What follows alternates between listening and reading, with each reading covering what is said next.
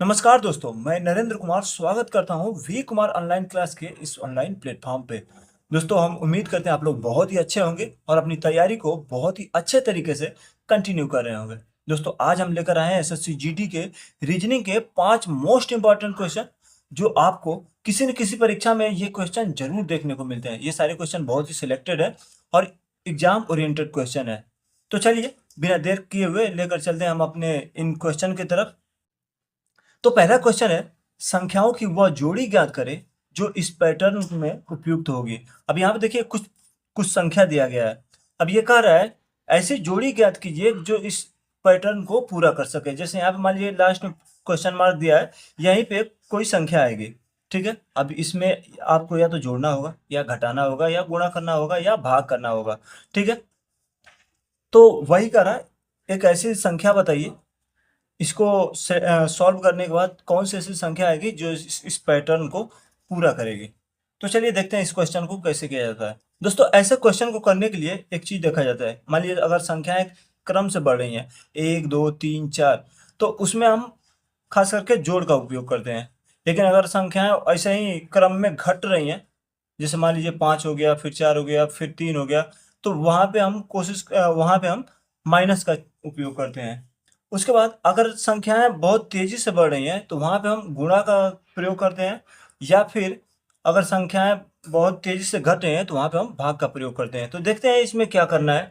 अब इसमें या तो आपको जोड़ना है या घटाना है या फिर गुणा करना है या फिर भाग करना है। तो इसमें आप देखेंगे लॉजिक क्या होगा। इनमें आप एक चीज कर सकते हैं, या तो आप एक एक नंबर भी ले चल सकते हैं, 2 नंबर भी ले चल सकते हैं, या चारों आप चाहें तो एक बार लेकर चल सकते हैं। इस पैटर्न ये पैटर्न पूरा होना चाहिए, बस एग्जामिनर को इस चीज से मतलब है। ठीक है, तो चलिए देखते हैं क्या होगा।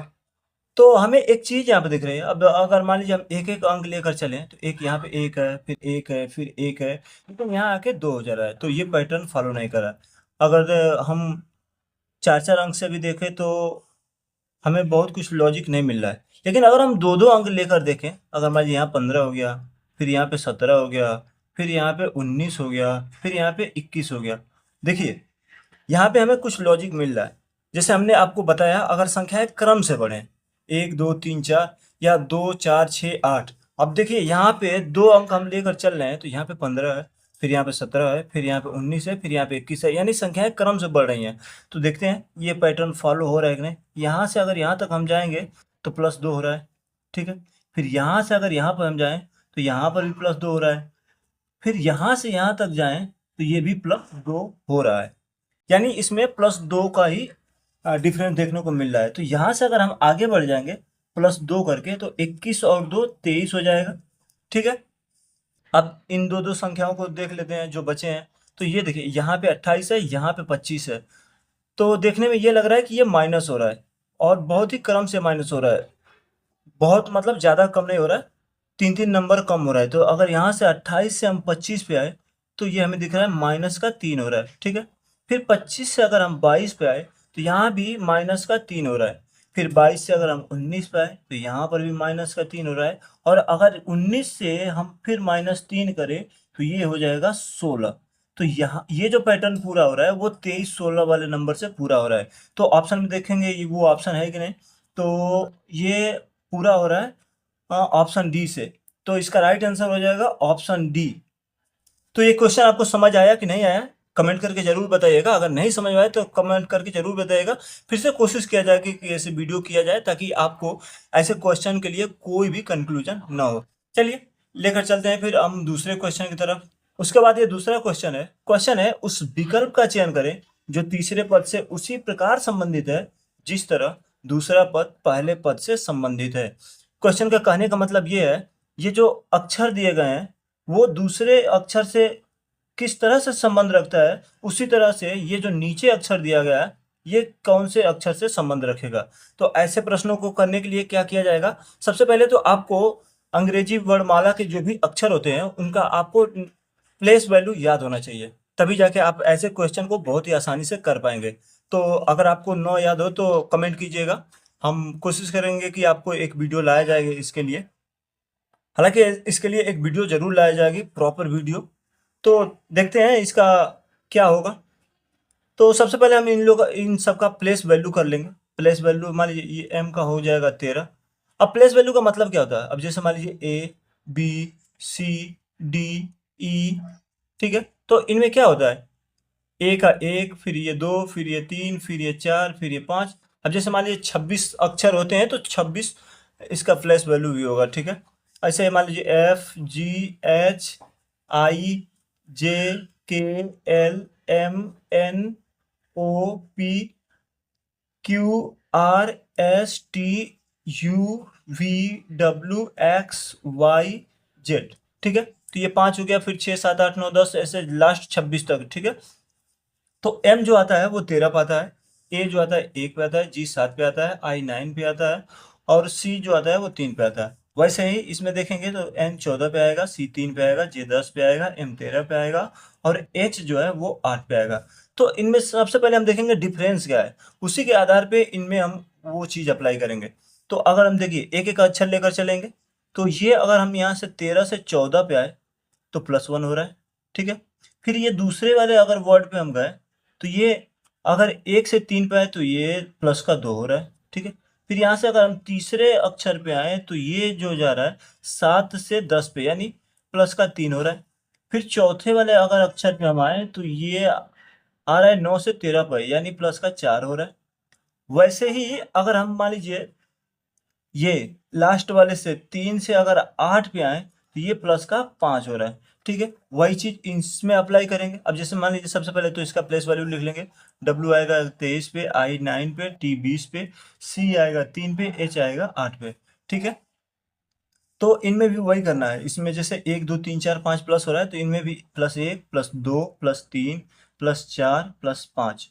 तो ये अगर 23 और 1 ये मिलके हो गया 24, और 24 पे जो अक्षर आता है वो आता है आपका x आएगा, ठीक है। उसके बाद 9 और ये 2 मिलके हो जाएंगे 11। ऐसे ही 20 और 3 मिलके हो जाएंगे 23। उसके बाद ये 3 और 4 मिलके हो जाएंगे 7, और ये 8 और 5 मिलके हो जाएंगे 13। तो ये 13 पे आ जाएगा m, 7 7 पे आ जाएगा g, 23 पे आ जाएगा w, और 11 पे आ जाएगा k। तो इसका जो राइट आंसर होगा वो होगा k एक्स के डब्ल्यू जी एम। तो इसमें देखते हैं कौन से ऑप्शन में है। ये लग रहा है एक्स के, इसमें एक्स के डब्ल्यू जी एम, यानी राइट आंसर जो होगा वो ऑप्शन ए होगा, ठीक है। दोस्तों हम उम्मीद करते हैं ये क्वेश्चन आपको पसंद आया होगा और आपके समझ में आया होगा।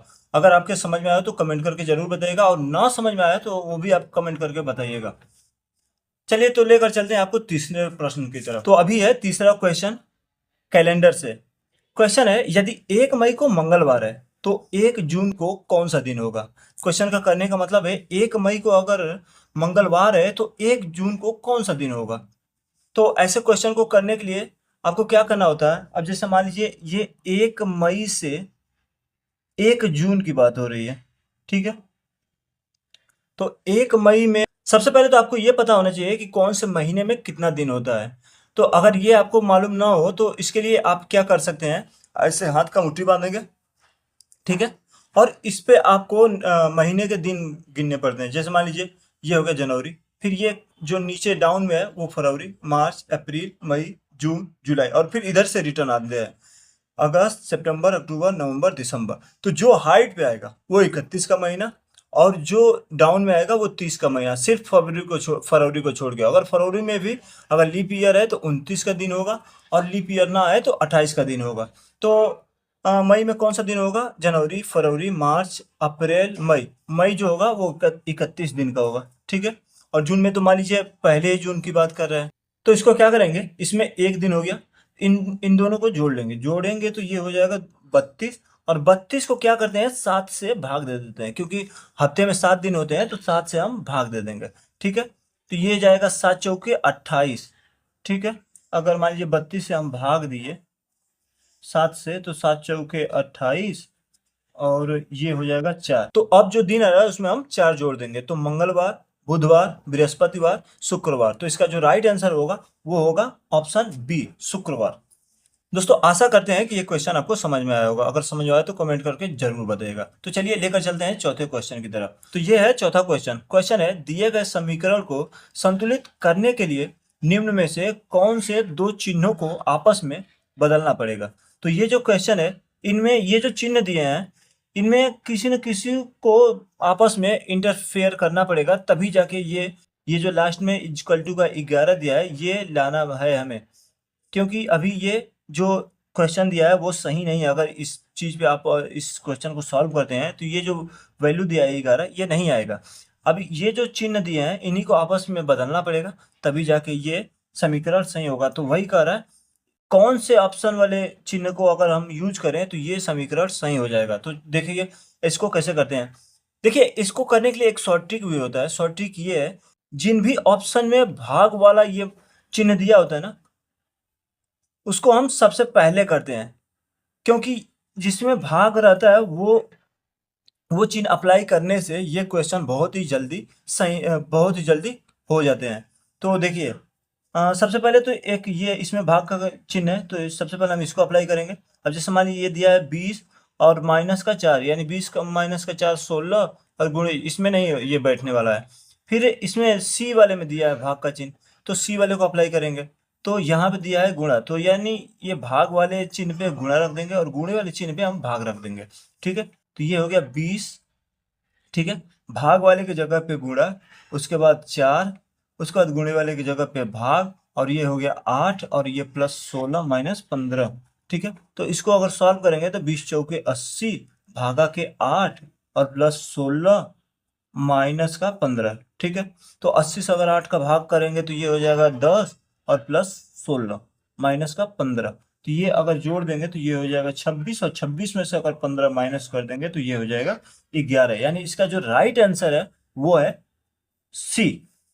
तो उम्मीद करते हैं ये क्वेश्चन आपको जरूर पसंद आया हो। तो चलिए लेकर चलते हैं आपको पांचवें क्वेश्चन की तरफ। और पांचवा क्वेश्चन बहुत ही मजेदार क्वेश्चन है और बहुत ही इंपॉर्टेंट क्वेश्चन है। तो ये है पांचवा क्वेश्चन, और क्वेश्चन दिया है, दिए गए विकल्पों में उचित वेन आरेख चुने। अब यहाँ पे देखिए वेन आरेख दिया है ये, और यहाँ पे ये क्वेश्चन दिया है महिलाएं, वकील और बेटे। यहाँ पे आपको वही वेन आरेख चुनना है जो इन सब चीजों से रिलेट करे। अब जैसे मान लीजिए ये महिला हो गई, ये वकील हो गए और ये बेटे हो गए, इनमें आपस में क्या संबंध हो सकता है, उसी चीज को इस वेन आरेख के जरिए आपको बताना होगा। तो देखिए इसका जो वेन डायग्राम बनेगा वो बनेगा, अब जैसे मान लीजिए ये हो गया वकील वाला सेक्शन। ठीक है, तो चूंकि वकील तो कुछ महिलाएं भी होती हैं, तो वकील में महिलाएं भी आ जाएगा। ठीक है, उसके बाद वकील कुछ बेटे भी होते हैं। ठीक है, तो ये भी इसी में आ जाएगा। ये हो गई महिला और ये हो गए बेटे। ठीक है, तो इसका जो डायग्राम बनेगा कुछ इस प्रकार का बनेगा। तो इसका राइट आंसर जो होगा वो होगा सी। दोस्तों उम्मीद करते हैं रीजनिंग का ये वीडियो आपको बहुत ही पसंद आया होगा। अगर पसंद आया तो वीडियो को लाइक कर दीजिए, चैनल को सब्सक्राइब कर लीजिए, और आपको ये वीडियो कैसा लगा कमेंट करके जरूर बताइएगा। तो मिलते हैं अगले किसी वीडियो में, तब तक के लिए जय हिंद।